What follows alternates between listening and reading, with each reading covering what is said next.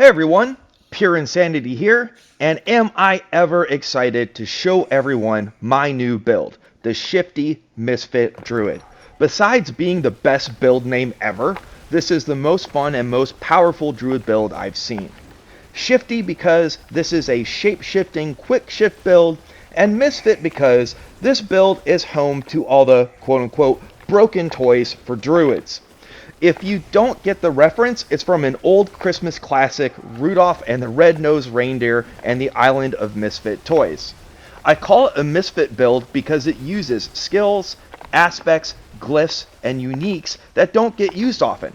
However, it does share a lot of similarities with both the Stormclaw and Bulwark meta builds. I dare say though, this build is better than them both. It takes parts of both and combines them to make them even more powerful.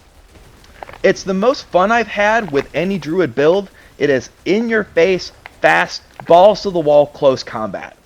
For Helltides, Blood Harvest, and speed clearing lower level Nightmare dungeons, it's incredibly fast and easy. At the same time, there are huge advantages playing good mechanics, and so it's not boring in the higher Nightmare level dungeons. This build has massive survivability, but you're gonna see me die shortly and a couple more times in this tier 96 Nightmare dungeon. Higher level Nightmare dungeons tend to be very unfriendly to close combat, and this particular Nightmare dungeon, with massive poison pools, vulnerability, and blood blisters, is incredibly unfriendly for close combat. I'm usually just raging through Nightmare dungeons without too much focus on mechanics until I start running out of revives. You can absolutely pick better Nightmare dungeons or play slower, but I prefer going nuts and throwing as many boulders as I can.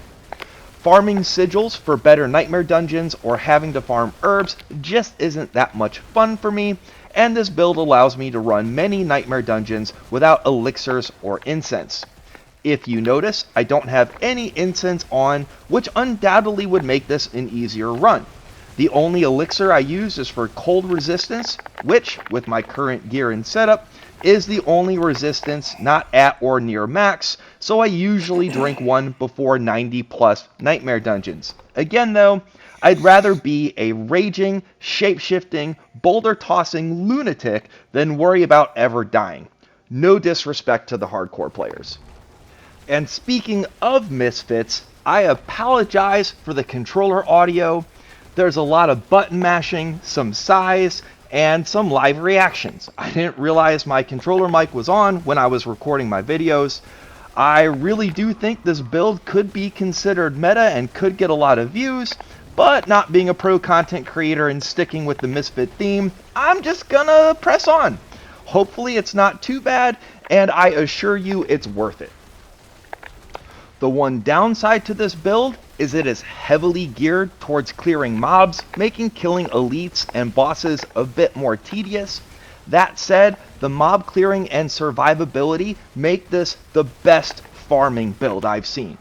And that is because you can solo survive Vampiric Syphon events. I'm sure other builds are capable to do that, but I haven't seen it despite my many hours in Blood Harvest. If you run Vampiric Syphon events until the Syphon disappears on its own, you get about as much loot as a Blood Harvest event. You do have to search for the Syphons, but it doesn't take the 150 bloodlures.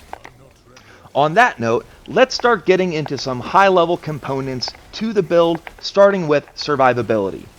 The base of this build is very similar to the Bulwark meta build. It's using Nature's Fury, along with the symbiotic aspect and the Great Staff of Kron to rapidly reset Bulwark. This build one-ups the current Bulwark meta though by using our first Misfit unique to discuss, the Hunter Zenith. When combined with Vasily's Prayer, Bulwark gets all the shape-shifting bonuses to include a free reset after a werewolf skill kill. This allows calling Bulwark back-to-back with more damage multipliers.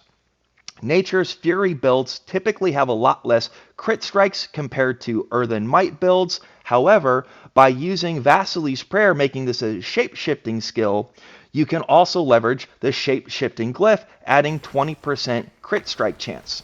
And because the main base of damage and constant spamming of Claw, you get this bonus with almost every cast except for in boss fights. Additionally, since we're shapeshifting, you're getting the heightened sense damage reduction against elites, which, besides massive dot damage, is the only mob that can kill you with this build in Nightmare Dungeons 90+. The Earthguard aspect is sort of a misfit because Mending Stone is commonly preferred and considered better. However, the Earthguard aspect is definitely the preferred Bulwark aspect in this build. Hunter's Zenith pretty much ensures you can recast Bulwark without needing to replenish it.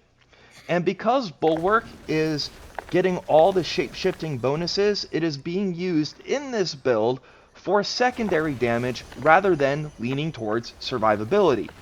And the reason why you can use Bulwark more liberally in the Shifty Misfit build is because it's using Trample as the reserve escape tool.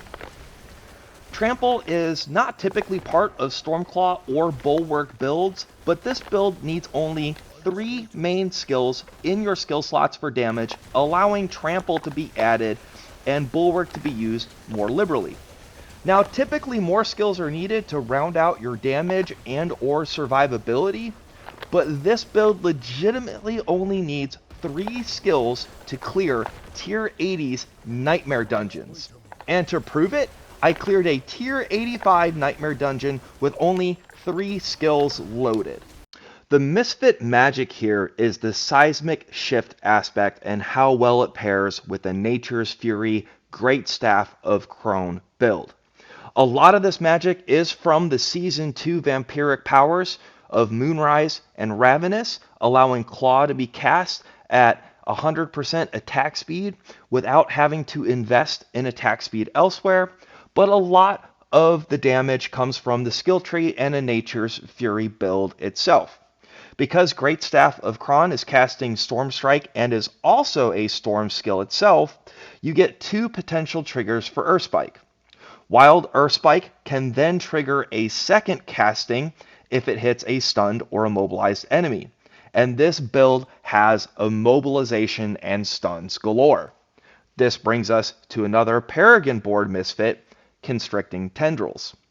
Claw, Storm Strike, and Earthspike are all nature magic with potential to hit multiple enemies.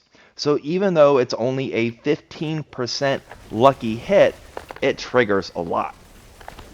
Since Earthspike is being cast as a Nature's Fury trigger, it is an Earth, Storm, and Shape-Shifting skill, further adding damage. Also, since it casts in a very long line, potentially hitting many enemies, Calm Before the Storm, Spirit Boon will rapidly trigger, allowing for more stuns, more triggers, and ultimate skill reduction paired with Petrify. I will admit, running a Tier 80's dungeon with only 3 skills is a lot quicker, if not feasible, because of the vampiric powers, Hectic, and Hemomancy. And that will segue us into talking about the game mechanics of this build. If you're used to button mashing whenever skills are available, running only the 3 skills is actually a very good way to get out of the habit. You definitely want to use at least some proper game mechanics running Nightmare Dungeons 90+ as a close combat build. Additionally, if you cast Cyclone and get turned into a human, you'll pretty much get vaporized even fighting level 100 mobs. The human armor on this build is only about 8,500, even with max total armor rolls on the non-unique gear. You'll also want to make sure to reserve Trample for breaking crowd control because the build is not using Aspect of Trampled Earth. Therefore, it won't get cooldown reduction from the symbiotic aspect. You can get a free cast from Hunter's Zenith, but it's not needed for damage, so why use it for anything else? So the primary game mechanics are to hold down your claw attack constantly, cast Bulwark whenever it resets, and to cast Petrify in large mobs and or when facing elites. I do literally mean to hold down Claw at all times, as it is highly beneficial even with no enemies around. The vampiric powers Undying and Hectic are based on casting, not hitting enemies. Consequently, keeping it held down, at least prior to encounters, will help ensure you're at full health and have your cooldowns reset. Boulder is my favorite misfit. I just kind of find it hilarious. Normally casting boulder is quite cumbersome as the casting time is fairly large, but with near 100% attack speed, it is quite functional for damage. Additionally, since this build has high movement speed, chasing down enemies carried away by boulder isn't as painful either. Boulder has incredibly high damage potential as it continually hits enemies and can be very useful defensively. It slows and stuns enemies and can thin the herd if needed. The other big purpose for casting boulder is to get Hurricane, and because it is triggered from Nature's Fury, Hurricane will get cast as an Earth skill, adding significant damage. Hurricane is not in the skill slots because, just like Cyclone, it will turn you into a human, reducing your armor to around 8,500, and you'll get quickly vaporized. Boulder can also be quite useful as a ranged damage attack in the case of big dot pools, obelisks, and dangers of the such. Spamming Claw will cast enough Earth Spikes to kill mobs, but Boulder can make it a lot faster. That's a nice boulder. At this point, I want to cover some critical gear specifics and gear choices that might not be so obvious. With using Vasily's Prayer and Insatiable Fury, you must have near max rolls of total armor on pants and amulet, along with near max werewolf armor on boots and amulet. Werebear armor on Insatiable Fury isn't as important because you're only in werebear form briefly, but you're looking for a combined 120% armor bonus in each form to safely reach the 13,300 total armor cap for tier 100 nightmare dungeons. On the boots, evade granting movement speed has been my favorite. You can use evade pre-engagement to ramp up attack speed through Ravenous before Moonrise kicks in. Since you're not directly casting Earthspike, it doesn't matter how good the aspect cooldown is, it's all the same. I'm using Frostburn for gloves because on top of freeze helping survivability, it comes with attack speed and critical strike affixes. Fists of Fate are also good here, or you can use legendary gloves with the overcharged aspect. My amulet is still at 830 because it's close to a perfect affix roll. Wrath ranks add a lot of damage as 3 race skills are being used, and the heightened sensitive passive adds damage reduction against elites, which is also very beneficial. Natural balance is absolutely the way to go for the amulet aspect because so much damage is coming from triggered skills, making them both earth and storm skills. The goal of the Paragon boards is to maximize as much synergy as possible. This is why I'm using Outmatch and Guzzler compared to more traditional choices like Territorial or Werewolf. Claw and Earth skills are physical damage, and both Boulder and Earth Spike do significant distance damage. I also must say I've become a huge fan of Guzzler. It's a big reason why I can stay alive to complete Siphon events. Iron Feather adds to survivability and pairs really well with Hemomancy, adding damage. Attack speed or crit strike are more common choices, but attack speed reaches the 100% cap already, and crit strike damage is additive in the Spirit Boon. Several other vampiric power choices are attractive, but just trust me, I've tried most of the combinations, and this setup is the way to go. Prey on the Weak and Accursed Touch are commonly recommended for vulnerability, but using one glyph, Exploit, is far superior than giving up 2 vampiric powers. So there you have it, folks, the Shifty Misfit Druid. This build is very powerful and so much fun. If you're a Druid main and have been wanting to find a build with a home for Earthspike, Boulder, and or full shapeshifting, I hope you now found that home for those Misfit skills. I hope everyone enjoyed the video. Please share your thoughts and feedback with a like, subscribe, or comment.